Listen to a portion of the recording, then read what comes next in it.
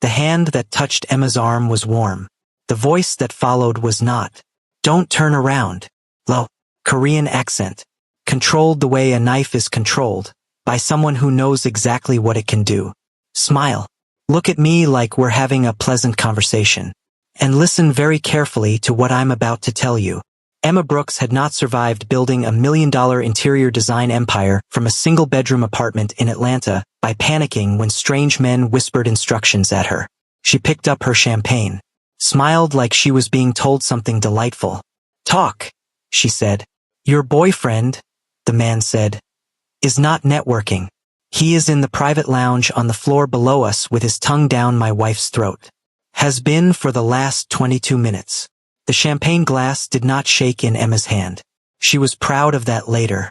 Of all the things she would remember about this night, and she would remember everything, every single second of it for the rest of her life. She was proudest of that. The glass did not shake. Which lounge? She said. East wing. Glass door. Third corridor left of the elevator bank. A pause. I have photographs if you require evidence. I don't. Emma took a slow sip of her champagne, set the glass down on the tray of a passing server. Then she turned around, and she saw Kim Tae-yoon for the first time.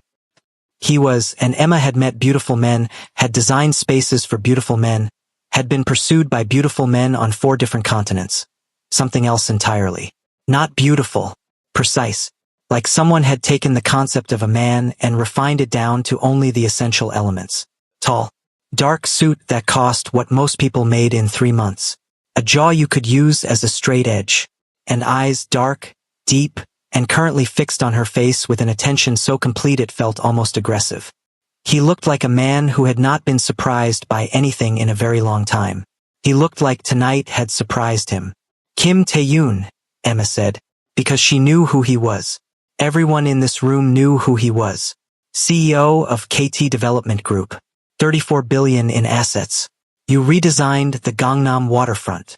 Something flickered in those dark eyes. You know my work. I'm Emma Brooks. She tilted her head. Brooks Design Group. I did the interiors for the Aria Hotel and the Latte Sky residences. This time what flickered in his eyes was different. Sharper. That was you. That was me. They stared at each other. 2 powerful people who had just been handed the same disaster and were both still standing, which said something about both of them. How long have you known? Emma asked. About her and specifically him? Tonight. His jaw tightened, the only crack in the composure. About something being wrong? He paused. 8 months. Emma breathed slowly through her nose. He told me last month he wanted to talk about the future. She told me last month she'd never been happier. A beat of pure, shared, exquisite outrage. I hate them, Emma said pleasantly. As do I, Tae-yoon agreed. Good. Emma smoothed the front of her gold gown. Straightened. When Emma Brooks stood at her full height in 5-inch heels with her silk press flowing and her armor fully on, she was, as her grandmother Ruth always said, a lot of woman in the best possible way. Then let's give them something to be sorry about. Tae-yoon looked at her for one long, considering moment. What exactly, he said. Are you proposing? Emma smiled. It was not a small smile. Walk with me. She did not take his arm. She walked beside him with her head high and her heels clicking against the marble floor of the Meridian Grand's ballroom like punctuation. And Tae-yoon moved beside her with the unhurried, absolute confidence of a man who owned 17 buildings in this city and knew it. The effect was immediate. Heads turned. This was the kind of room where people tracked power the way animals tracked weather, instinctively, continuously, without needing to think about it. And whatever was radiating off the 2 of them as they crossed that ballroom together was a Category 5 storm. Don't look around, Emma said under her breath. Don't look for them. Let them find us. You do this often? Tae-yoon murmured. Walk into a room like you own it? I usually do own it. Or at least designed it. She glanced up at him. The chandelier in this ballroom is mine, actually. He looked up, back down at her. Something shifted in his face. Not quite a smile, but the exact shape of where a smile lived. Of course it is. 22 hand-blown glass components. 8 months of work. She smiled serenely at a passing acquaintance. I have very good taste. Yes, Taeyun said, and the way he said it, looking at her, not the chandelier, made Emma's stomach do something she immediately told it to stop doing. Down, she muttered. Excuse me? Nothing. She grabbed 2 fresh champagne glasses from a server. Handed him one. Drink. Look like you're enjoying yourself. I find, he said, accepting the glass, that I am not entirely acting. Emma cut her eyes at him. He sipped his champagne with a composure that was genuinely infuriating. You're very calm for a man who just found out his wife is. I am furious, he said simply. I am simply furious in Korean. It looks different. Emma stared at him for half a second, and then she laughed. Real, genuine, surprised out of her. The laugh her grandfather always said could make strangers feel like family. She caught it quickly, pressed her lips together. Don't do that, she said. Do what? Be funny. We're supposed to be suffering. We are suffering, he said with absolute seriousness. I am simply also finding you fascinating, which is making the suffering more interesting than it would otherwise be. Emma looked at him. Kim Taeyun. Emma Brooks. If you keep saying things like that, you'll what? She opened her mouth, closed it, narrowed her eyes. He held her gaze steadily, and that almost smile was there again at the corner of his mouth, and Emma thought, this man is going to be a problem. She turned away from him and scanned the room and found Derek immediately. Across the ballroom, champagne in hand, just emerged from the corridor. He hadn't seen her yet. Beside him, 2 steps behind, the silver dress. His wife, Sooyeon Kim, who was just as beautiful as the photographs Emma had seen of her, and who was currently repositioning her chignon with one hand in the way women do when they need 30 seconds to reassemble themselves. Emma watched them, felt the full, clean, sharp slice of it. 2 years. She had given this man 2 years of Sundays and compromises and adjusting herself and believing him when he said she was everything. 2 years. Emma. Taeyun's voice, close to her ear. She realized she had gone very still. I see them, she said. I know. He moved slightly, not blocking her view, just close, like a wall that existed not to contain her but to remind her she had backup. What do you want to do? And that was the thing that cracked something open in Emma's chest. Not what should we do? Not here's the plan. What do you want to do? Derek had not asked her what she wanted in longer than she could remember. I want, Emma said slowly, to enjoy the rest of this party, and I want them to have to watch me do it. Taeyun was quiet for a moment. Then we enjoy the party, he said. He extended his hand, not a grab, not an assumption. An offering, his palm up, waiting. Shall we? Emma looked at his hand. At him. She placed her hand in his. His fingers closed around hers, and they walked forward together. And Emma Brooks held her head up and thought about what her grandfather James used to say every time she scraped her knees on that driveway. Get up, Emmy. Show the ground what you're made of. Derek saw them 6 minutes later. Emma watched it happen across the ballroom. Watched the moment his eyes found her. Moved to Taeyun. Registered the hand. And performed the fastest emotional calculation of his life. She saw the confusion, the surprise, the flash of something that was almost jealousy, which was almost funny given what he had just been doing downstairs. She smiled at him across the room, warm and direct. He started toward her. He's coming, Emma said. I know. Taeyun did not look in Derek's direction. He was looking at Emma. Do you want him to reach you? Not yet. She turned to Taeyun, angling her body toward him, closing off the approach, and looked up at him with the focused interest of a woman who is very happy with her current conversation. Tell me something. Anything. Make it look good. Taeyun did not miss a beat. The chandelier, your chandelier, casts light at an angle that has been making your skin look extraordinary all evening. I noticed it the moment I saw you. I thought the designer had done it deliberately. Emma blinked. Is it working? He asked, perfectly innocent. She became aware that she was smiling, properly smiling. You're doing it again. Being funny? Being effective. She glanced past his shoulder. He stopped. He's watching us. Taeyun reached out and very deliberately, very lightly, tucked one loose strand of her silk pressed back from her face. The touch lasted less than 2 seconds and rearranged Emma's entire nervous system. Good, he said quietly. Let him watch. Emma held his gaze. Up close his eyes were extraordinary, not just dark but deep, the kind you could fall into without noticing until you were already too far down. You, she said softly, are very good at this. I am very good at most things, he said. I am not being arrogant. I am simply precise about my capabilities. Emma laughed again. She couldn't help it. Oh my God. I did it again. You did it again. That almost smile went 3% wider. On his face, 3% was equivalent to anyone else's full grin. And Emma decided it was one of the most attractive things she had ever witnessed. Stop it, she told herself. Focus. She turned at precisely the right moment to find Soo-yeon materializing at Tae-yoon's shoulder. Up close, Soo-yeon Kim was the kind of woman who made other women immediately take inventory of themselves. Flawless. Silver dress. That precise, engineered beauty. And eyes that moved over Emma with the speed and thoroughness of a scanner. Tae-yoon, she said. Sweet. Controlled. I've been looking for you. Have you? Not a question. 2 words so flat they could have been a surface you laid things on. Soo-yeon's eyes moved to Emma. The warm smile appeared. Practiced and perfect. I don't think we've met. I'm Soo-yeon. His wife. A tiny emphasis. His wife. Emma Brooks. Emma matched her smile what for what. Brooks Design Group. Recognition crossed Soo-yeon's face. Quickly concealed.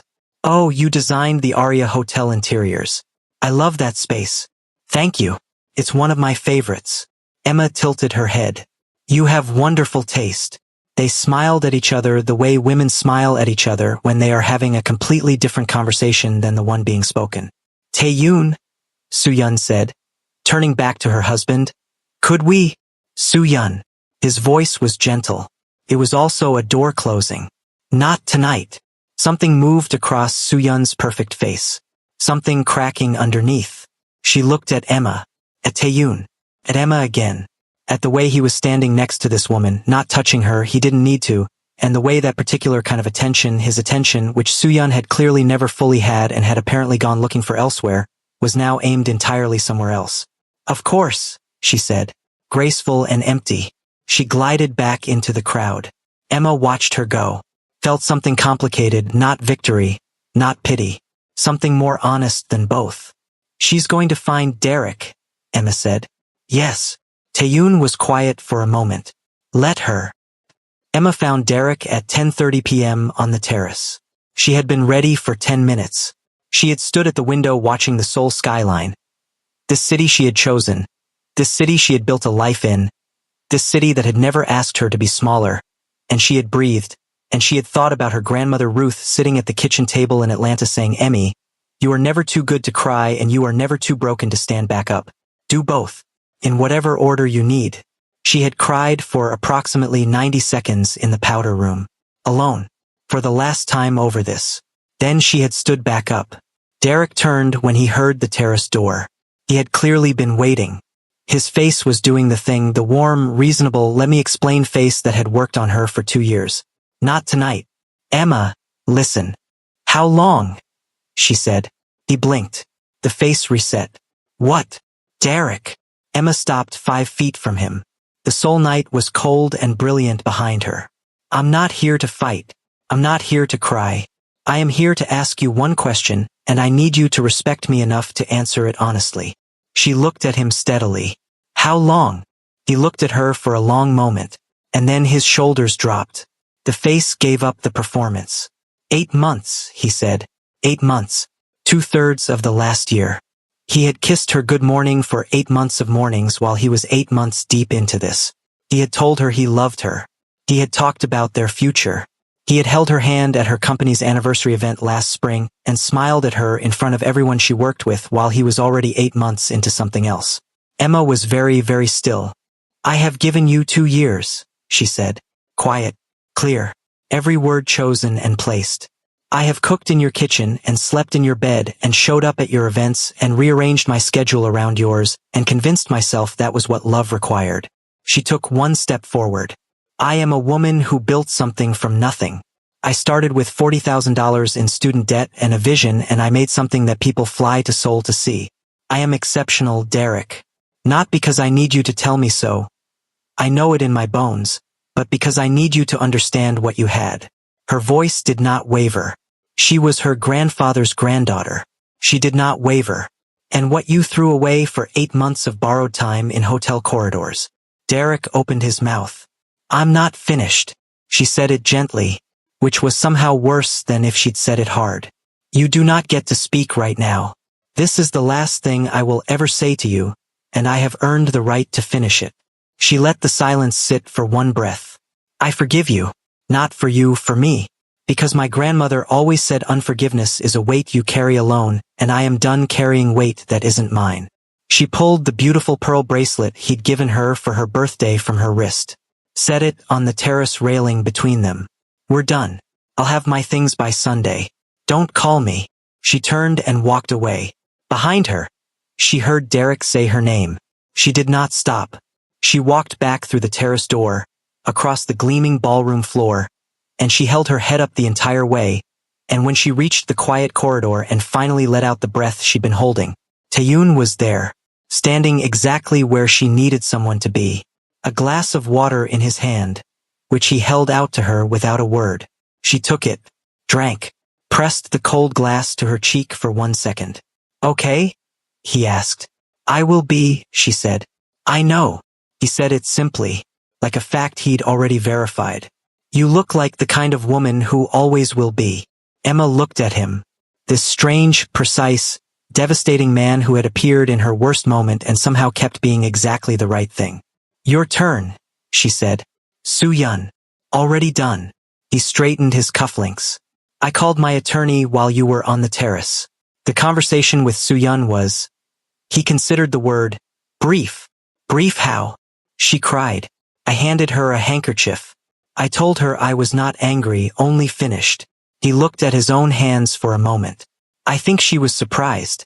I don't believe she thought I would actually. He stopped. End it, Emma said. Have the feelings about it that I apparently do. He looked up. I had convinced myself I did not feel much anymore. About the marriage. About any of it. His eyes found hers.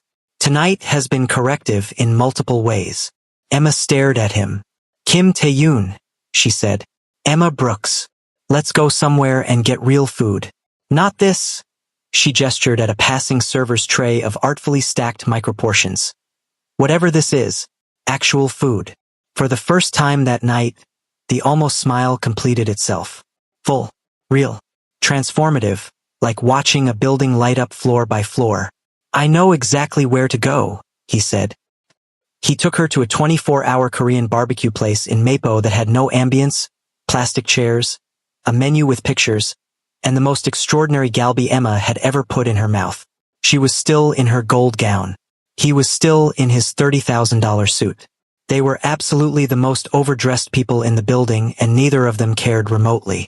This, Emma said around a mouthful of meat that was doing something illegal with her taste buds, is the best thing I've eaten in 6 months. I come here after difficult negotiations, Taeyoon said. He was eating with a focus and efficiency that made Emma smile. Even here, even now, even in this plastic chair, the man was precise. There is something clarifying about very good food eaten without pretense. Your company negotiates at 11 p.m.? My company negotiates whenever the other company makes it necessary. He refilled her water glass. What about you? How did you end up in Seoul specifically? Emma leaned her elbows on the table. Something she never did at events, because Derek always corrected it. She realized with a small jolt and thought about it. I came for a project 6 years ago. The Arya Commission. I was supposed to stay 4 months. She shrugged. I'm still here. Seoul kept you. Seoul let me be big, she said simply. Back home. I love Atlanta. I love my family. I will love those places until I die. But here I could build without apologizing for the scale of it. Nobody here told me I was doing too much. She picked up another piece of meat. I've never done too much. I've done exactly the right amount. It just required a city that could handle it. Taeyoon watched her as she said this. You do know, he said. That you talk about your work the way most people talk about people they love. Emma pointed her chopstick at him. Don't psychoanalyze me at a barbecue restaurant. I'm not psychoanalyzing you. I'm saying it as a compliment. He leaned forward slightly. I understand it completely. I feel the same way about a building when it's right. When every element is exactly what it should be and nothing is fighting itself. He paused. I think perhaps that's what neither of us found in our relationships. Things that didn't fight themselves. Emma went quiet. My grandmother Ruth, she said slowly, says that the right love shouldn't feel like a wrestling match. She says it should feel like a door opening into a room that was always yours. She looked at him. I thought about that a lot with Derek. How I always felt like I was asking permission to take up space. You should never have to ask permission to take up space, Tae-yoon said. He said it with the quiet certainty of a man stating something non-negotiable, like a structural requirement, like load-bearing truth.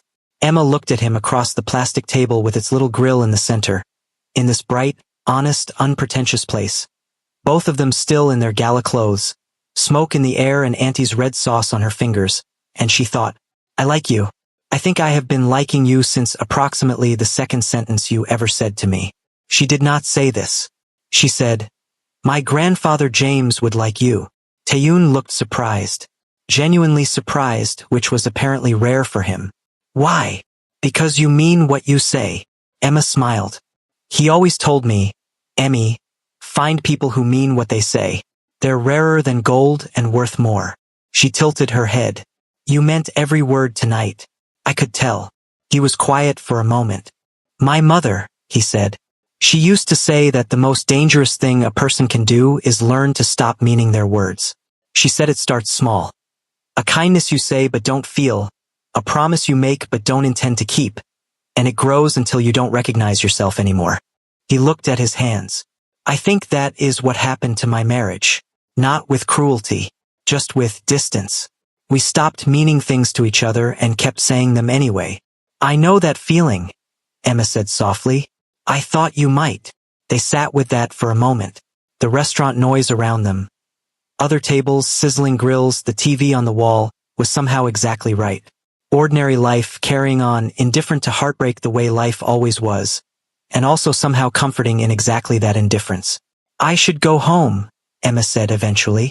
It's almost 1. I'll drive you. Tae-yoon. I'll drive you, he said again. Not insistent. Not controlling. Just certain. The way he was certain about things that mattered. It's late. Let me drive you. Emma looked at him. Then she nodded. Okay. He paid before she could even reach for her bag. Not making a production of it, just settling it quietly, the way people do when generosity is a language they speak without thinking.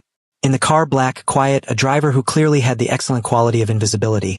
Sol moved past the windows at 1 in the morning, and they sat in comfortable silence, and Emma thought about what her grandmother had said once on the phone, a year into the Derek situation.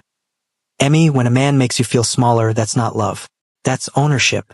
Love makes you feel like the fullest version of yourself. Remember the difference. She looked at Tae-yoon. He was looking at the city. His profile in the passing lights was extraordinary. Clean lines, that jaw, the quiet intensity he carried like a signature. As if he felt her looking, he turned. Their eyes met. He didn't look away. She didn't look away.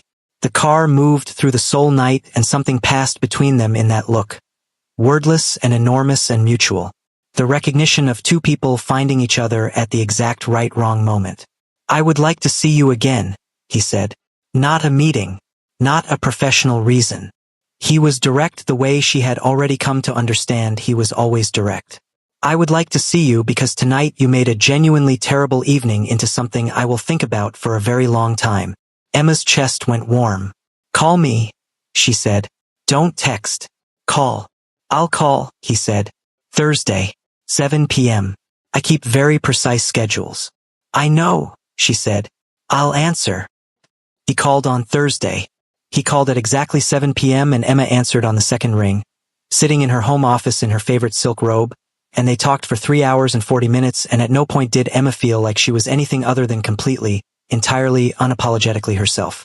He called the following Thursday too, and the one after that, and somewhere in those Thursday calls, in the laughter over his complete inability to be imprecise about anything, in his voice going quiet when she talked about her grandparents, in the way he listened like listening was a skill he had trained for.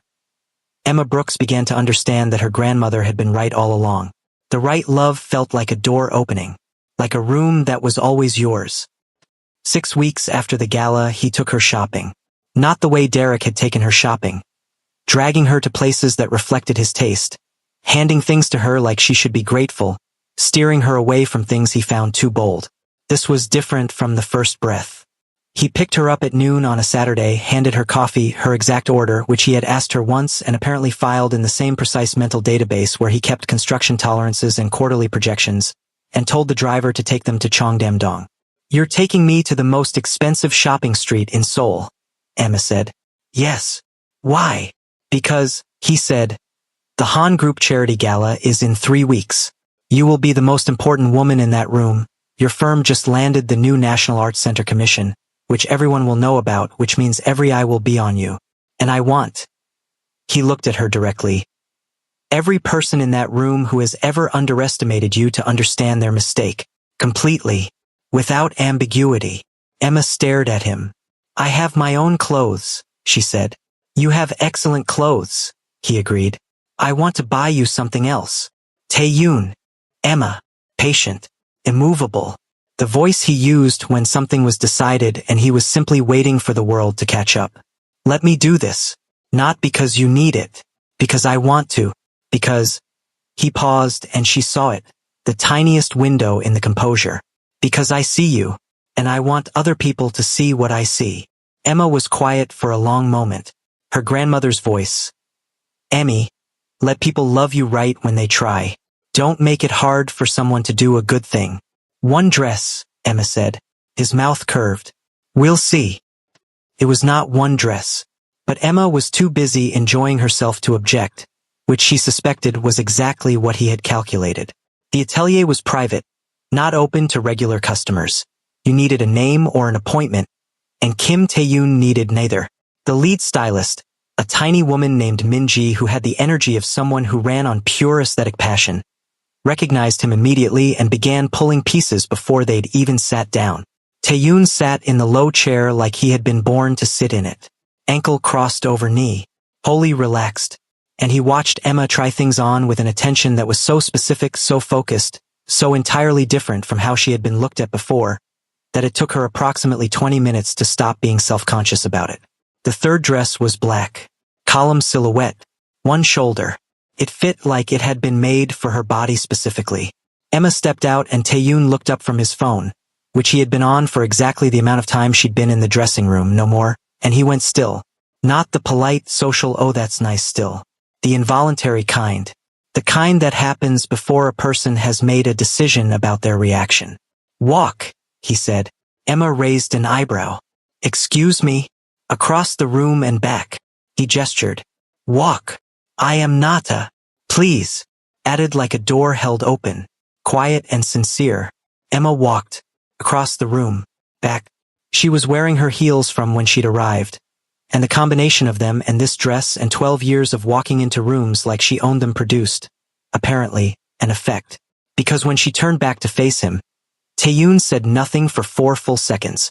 "That one," he said finally. "You said that about the last one. That one was also right. This one is—" He stopped. Chose his word with visible care. "Different." "Different how?" He stood from the chair. Walked toward her, stopping directly in front of her. Close enough that she was aware of the cedar of his cologne, the warmth of him, the full focused intensity of his attention at this distance. "The last dress was beautiful," he said quietly. "This dress makes you look like what you are." His eyes met hers. Untouchable. Emma stopped breathing for approximately 1 second. "Don't say things like that," she said. "Why?" "Because I don't have anywhere to put them." "You don't have to put them anywhere." He tilted his head, examining her face with that careful precision. "I'm simply being accurate." He turned back to Min-ji. "This one. And the burgundy from earlier. And the shoes. The strappy ones. Not the block heel. She doesn't need the extra height. She needs nothing." He glanced back at Emma, who was standing there trying to recover her composure. but we'll take them anyway. You said one dress, Emma said. I said we'd see. He looked at Minji. Is the jewelry case still in the back? Oh no, Emma said. Absolutely not. Emma. Taeyun. The gala is a significant event for your company. Every detail matters. I design buildings and I can tell you with professional certainty that the details are not decorative, they are structural. They hold everything else up. He looked at her steadily. Let me take care of the details. Emma stared at him. At this quietly impossible man who compared earrings to structural elements and meant it absolutely sincerely. One piece of jewelry, she said. He smiled. Small. Satisfied. Like someone who has just secured a contract on more favorable terms than expected. Of course, he said. It was not one piece of jewelry. But Emma was, she could admit privately, having a wonderful time. The jewelry was a necklace and matching earrings. Rose gold, delicate, with stones that caught light like they were generating it themselves rather than reflecting it. Minji brought them out in their case and laid them before Emma like offerings. May I? Taeyun said. Emma looked at the necklace. At him. You want to. If you'll allow it. She turned, her back to him, and she felt his hands, careful, deliberate, unhurried, lift the necklace and bring it around to her throat, and the clasp required him to step close, and she was aware of his presence behind her the way you are aware of heat from a fireplace, warmth without touching. His fingers brushed the back of her neck. She watched him in the mirror, watched his concentration, absolute and complete, the same he gave to buildings and business, and every single thing he determined was worth his full attention. There, he said quietly. He did not step back immediately. She watched his eyes in the mirror travel from the necklace to her face. Something moved in them. Something she was beginning to be able to read, that specific softening beneath the precision. Your grandmother was right, he said quietly to her reflection. About what? You deserve to be seen like this. His eyes held hers in the mirror. Every day. Without having to earn it. Emma's throat went tight. She turned around. He was right there, close enough that she had to look up to find his eyes. Kim Taeyun, she said softly. You are going to make me ruin my mascara in a designer atelier, and I will never forgive you. The smile came. Full, real, completely his, and she felt it in her chest like the first warm day after a long winter. Unacceptable, he said. You look perfect. We'll hold off the feelings until we're in the car. Emma laughed, pressed her hand flat against his chest for 1 second. Just one, just the warmth of connection, and stepped back. The earrings, she said. The earrings, he agreed. He put the earrings on with the same focused care as the necklace, his fingers gentle at her jaw, tilting it slightly, moving a braid aside, and Emma stood very still and let herself be cared for. Really let it in the way she hadn't let things in for a long time, and thought about what her grandfather James always said. The right person doesn't love you despite what makes you extraordinary. They love you because of it. The night of the Han Group charity gala, Taeyun arrived at Emma's apartment door at 7. She opened it in the black dress, the rose gold jewelry, her silk press falling in soft waves over one shoulder. Her makeup so flawless it looked like her face had simply decided tonight to be its most definitive version. Taeyun stood in her doorway. He didn't say anything for a long moment. He simply looked at her, the way he looked at things he considered important, with total attention and nothing held back. Well, Emma said. I'd like to apologize, he said. She blinked. For what? For thinking the dress was enough. His eyes moved over her slowly, carefully, the way he read architectural plans, finding the meaning in every detail. I should have bought the whole collection. Emma felt warmth rush from her chest to her face. Stop. You stopped me from buying the whole collection. Taeyun. I was right about the necklace. He stepped forward, not waiting for an invitation, and very carefully, as if she were something that required care, adjusted the fall of the necklace so it lay exactly where it should. His hands at her collarbone. Her entire body registered it. And I was right about you. About me. Her voice came out slightly quieter than she intended. That every person in that room tonight is going to understand exactly what they're looking at. He stepped back, met her eyes. Are you ready? Emma Brooks picked up her clutch, pressed her lips together, straightened. Let's go, she said. They walked into the gala like a weather system. Not because of who he was, though everyone knew who he was. Because of the combination. Because of the way he walked beside her like she was the destination and everything else was just geography. Because of the way she held herself like a woman who had built her own magnificent life and knew exactly what it was worth. Heads turned. And then Emma saw Derek. He was near the entrance with a group of business colleagues, champagne in hand, and he turned at the shift in the room's attention the way people turn toward noise, and he found Emma. She watched his face do it. Watched the journey, the recognition, then the full register, the dress, the jewelry, the specific quality of incandescent that she had apparently decided to be tonight, and Taeyoon beside her, and the way Taeyoon was looking at her, and something moved through Derek's expression that she could read clearly even across the room. What did I do? Emma looked at him for exactly 3 seconds. Then she looked away, back to Taeyoon, who was watching her face. Good, he said quietly. Very, she said. He leaned close to her ear, his voice low and warm and for her only. Good. Let him see what he lost. Emma lifted her chin, and they walked forward into the room. Later, much later, at 2 in the morning on Taeyoon's penthouse terrace with Seoul spread below them like a love letter written in light. Both of them having long since abandoned the gala in favor of talking until time became irrelevant. Emma said, My grandmother called me today. What did she say? She said, Emma smiled at the city. Emmy, I dreamed about you last night.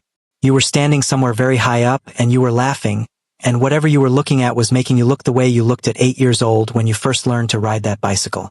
Like the whole world just opened up. She paused. She said, That look on your face. I've been waiting to see it again. Taeyoon was quiet for a moment beside her. Your grandmother, he said. Sounds like someone I would very much like to meet. Emma looked at him, at the sincerity in his face, complete and unperformed. She would love you, Emma said. She'd see right through all this. She gestured at him, the suit, the composure, the whole precisely constructed exterior. To the person underneath, and she would love that person completely. And who, he said quietly, is the person underneath? Emma looked at him for a long moment, at the man who had appeared beside her in a hotel hallway and been, every day since, exactly and precisely the right thing. Someone good, she said simply. Someone trying to build things that last. He looked at her. The Seoul night moved around them. Below, the city breathed and hummed and went on being magnificent. Emma, yes.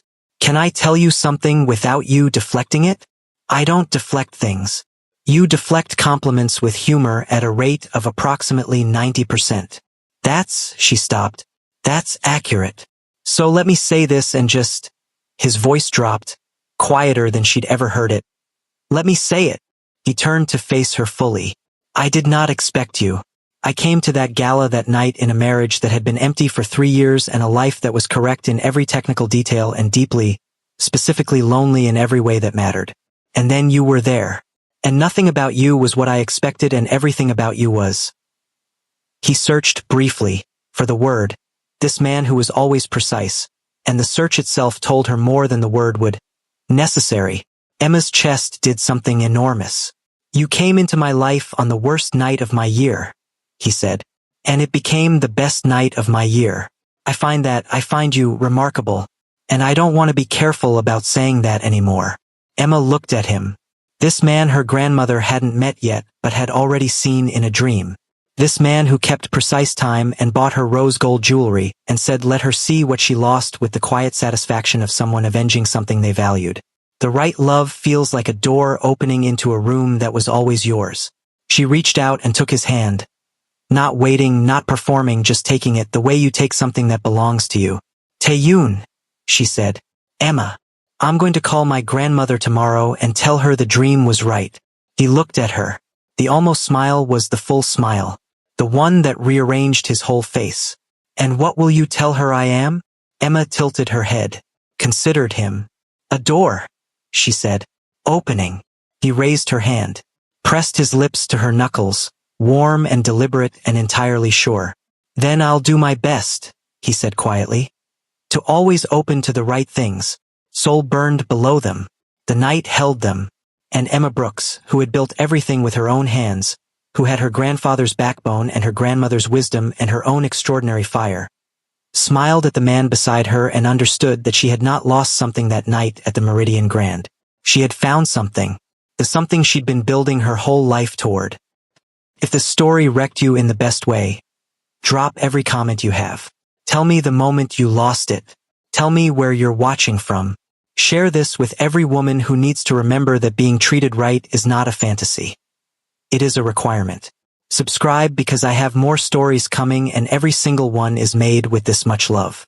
Now go call your grandmother. She misses you.